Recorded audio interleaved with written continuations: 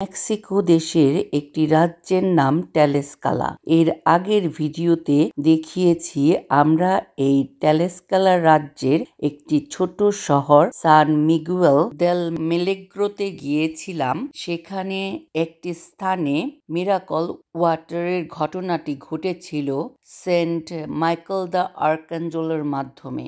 আজ আমরা সেই রাজ্যের আরেকটি শহর অকটল্যানে এসেছি। 1531 সালে জুয়ান দিয়েগোকে আওয়ার লেডি অব গুয়াদালুপের সেই অলৌকিক চিত্রটি দেওয়ার ঠিক 10 বছর পরে আওয়ার লেডি অব অকটল্যান্ড বা আওয়ার লেডি অব বার্নিং পাইনের ঘটনাটি ঘটেছিল। মেক্সিকো সিটি থেকে প্রায় 70 মাইল দূরে এই শহরটি অবস্থিত। আমরা দেখতে পাচ্ছি কি সুন্দর লাল রঙের ব্যারিকেড দিয়ে ঘেরা আর সাদা রঙের ব্যাসিলিকা, তার চারপাশ ঘিরেও আছে অপূর্ব সুন্দর ডিজাইন। রাস্তাঘাটও সুন্দর ঝালর কাটা ডিজাইনে পরিপূর্ণ। এত সুন্দর একটা ব্যাসিলিকা চোখের সামনে দেখতে পাবো ভাবতেই জানি কেমন লেগেছিল। আর এর ভেতরে এখন প্রবেশ করে দেখছি আরো সুন্দর পরিবেশ। সাদা রঙের ব্যাসিলিকাটিতে যে অপূর্ব সুন্দর ডিজাইন তাও আমাদেরকে মুগ্ধ করেছিল। বাইরে থেকে দেখতেই এই অপূর্ব সুন্দর জায়গাটি আমাদেরকে আকৃষ্ট করেছিল। এর ভেতরে না জানি কি আছে ভেবে মনটা পুলকিত হয়ে যাচ্ছিল। ঠিক এই স্থানটিতে 1541 সালে আরেক জুয়ান দিয়েগোর সাথে ঠিক একই রকম অভিজ্ঞতা হয়েছিল। আর আগেই বলেনি, সান্ট জুয়ান দিয়েগো সেই অলৌকিক ঘটনাটি ঘটার পর থেকে এই মেক্সিকো দেশে বেশিরভাগ সন্তান জন্ম নিলেই তাদের নাম রাখা হতো জুয়ান দিয়েগো। এই লোকটির পুরো নাম ছিল জুয়ান দিয়েগো বার্নাডিনো। বার্নাডিনো ক্যাথলিক ধর্মে ধর্মান্তরিত ছিলেন, যিনি তার ধর্মপরায়ণতার জন্য পরিচিত ছিলেন, এবং তিনি ছিলেন ফ্রান্সিসকান মঠের একজন ট্রপিল বা বেদি সার্ভার। টেলাস্কালা এক সময় দেশের জনবহুল ও বৃহত্তম শহর ছিল। যে সময় মা মারিয়া বার্নাডিনোকে দেখা দিয়েছিলেন সেই সময়টিতে এখানে গুটি বসন্তের মহামারীতে আক্রান্ত ছিল। সংক্রমণের ফলে প্রতি 10 জন আদিবাসীদের মধ্যে 9 জনই মারা যেত। জেলা ক্লোস্টলা গ্রামে এই রোগে আক্রান্ত হয়েছিল বার্নাডিনোর আত্মীয়রা। তাদেরকে বাঁচানোর জন্য বার্নাডিনো হাঁটতে হাঁটতে জাহুয়াপান নদীর জল সংগ্রহ করতে গিয়েছিলেন। এই নদীর জলে ঔষধি গুণ রয়েছে বলে মনে করা হতো। এই সেই অলৌকিক মা মারিয়ার মূর্তি, যেটি জ্বলন্ত ওক গাছের মধ্য থেকে আশ্চর্যরূপে পাওয়া গিয়েছিল। বার্নাডিনো নদী থেকে তার জগ ভর্তি করে পানি নিয়ে একটি ওক গাছের জঙ্গলের মধ্য দিয়ে যাচ্ছিলেন। হঠাৎ তিনি একটি ওক গাছের মধ্যে দাঁড়িয়ে থাকা রাজকীয় ভার বহনের সুন্দরী মহিলাকে দেখে থমকে দাঁড়ান। মহিলাটির আশ্বস্ত হাসি তাকে তার কাছে আসার সাহস দিয়েছিল। হঠাৎ স্বর্গীয় কণ্ঠে তিনি তাকে অভিবাদন জানালেন। ঈশ্বর তোমাকে রক্ষা করুন আমার ছেলে, তুমি কোথায় যাচ্ছ?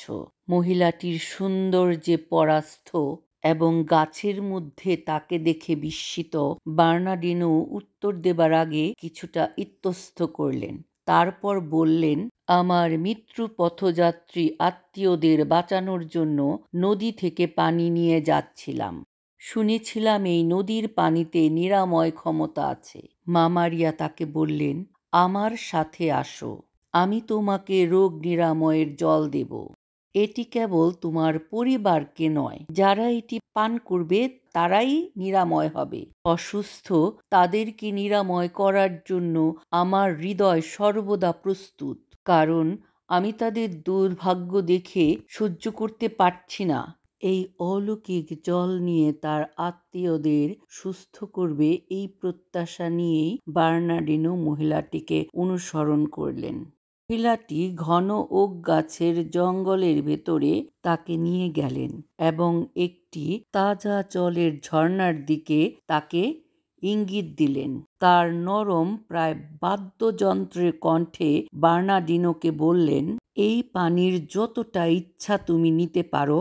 জেনে রাখো, যারা এই পানির সামান্যতম ফোঁটাও স্পর্শ করবে তারাও সুস্থ হবে।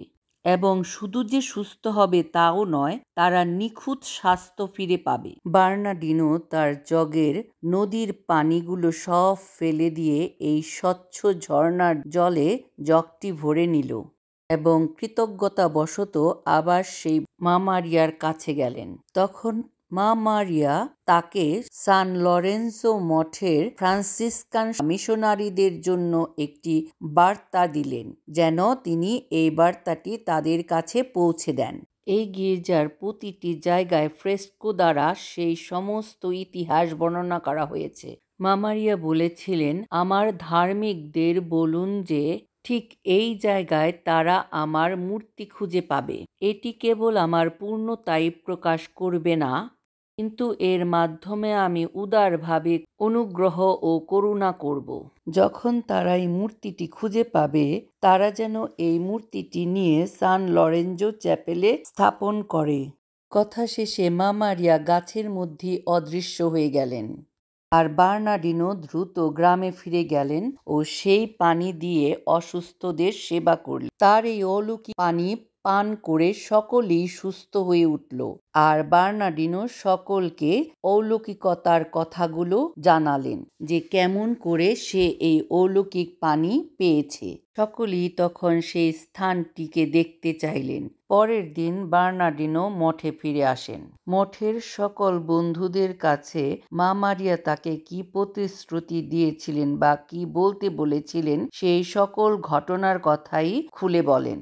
তার বন্ধুরা তখন তার গল্পের যোগ্যতা যাচাই করার জন্য এবং কৌতূহলবশত তারা সকলেই বার্নার্ডিনোর সাথে সেই রাত্রেই সেখানে যাবার পরিকল্পনা করলেন। এবং রাত্রে সেখানে যাবার সময় দূর থেকেই তারা একটি আলোর আভা দেখতে পেলেন। যখন তারা সেখানে পৌঁছলেন তখন দেখলেন যে ওকট গাছের গ্রোভে আগুন জ্বলছিল। গ্রোভের সেই বৃহত্তম গাছের যেখানে এর আগে মা মারিয়া ছিলেন, সেই গাছটির পুরোটাই আগুনে জ্বলছিল। যেহেতু কিছুই করা সম্ভব হলো না, তাই তারা আবার মঠে ফিরে গেলেন। কিন্তু পরের দিন সকালে আবার সেখানে ফিরে যাবার পরিকল্পনা করলেন। তারা যখন সকালবেলা আবার সেখানে রওনা হলেন, অনেক গ্রামবাসীরাও তাদের সাথে সেখানে গেলেন। সেখানে যাবার পর তারা একটি বিভ্রান্তিকর পরিস্থিতিতে পড়েন। তারা দেখেন সেখানে আগুনে চারপাশের নিচের ডালগুলোই শুধু পুড়ে ছাই হয়ে গেছে। সবচেয়ে লম্বা গাছটির, যেটির পুরো দৈর্ঘ্য পুড়ে ছাই হয়ে গেছে, আর তার কাণ্ডটি তখনও কালো হয়ে আছে। শুষ্ক গ্রীষ্মের তাপ একইভাবে অন্যান্য গাছগুলোকে পুড়ে ছাই করেনি, সেটাই ছিল আশ্চর্যের বিষয়। সেটি সকলের মনে একটি রহস্যই রয়ে গেল। বার্নার্ডিনোর বন্ধু একটি কুড়াল নিয়ে এসেছিলেন। তখন মঠকর্তা তাকে বড় গাছের কাণ্ডটি কেটে ফেলার নির্দেশ দিয়েছিলেন। গাছটি কেটে ফেলার পরে সকলেই আশ্চর্য হয়ে দেখেন পতিত গাছের কাণ্ডের মধ্যে ঈশ্বরের পবিত্র মা মারিয়ার মূর্তিটি দৃশ্যমান রয়েছে। এভাবে অনেক সাক্ষীর উপস্থিতিতে বার্নার্ডিনোর গল্পটি সম্পূর্ণরূপে যাচাই করা হয়েছিল। তারা সকলে তখন ঈশ্বরের প্রশংসা করে স্তোত্র গান গাইতে গাইতে শোভাযাত্রায় সেই মূর্তিটিকে লরেঞ্জোর চ্যাপেলে নিয়ে আসেন।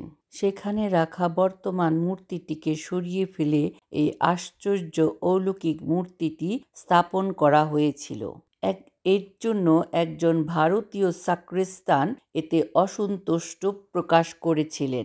গোপনে রাত্রিবেলায় সাক্রেস্ট সেই অলৌকিক মূর্তিটিকে সরিয়ে ফেলেন, কিন্তু আশ্চর্যজনকভাবে সকালবেলা সেই মূর্তিটিকে আবার সেই বেদির যথাস্থানে দেখতে পান।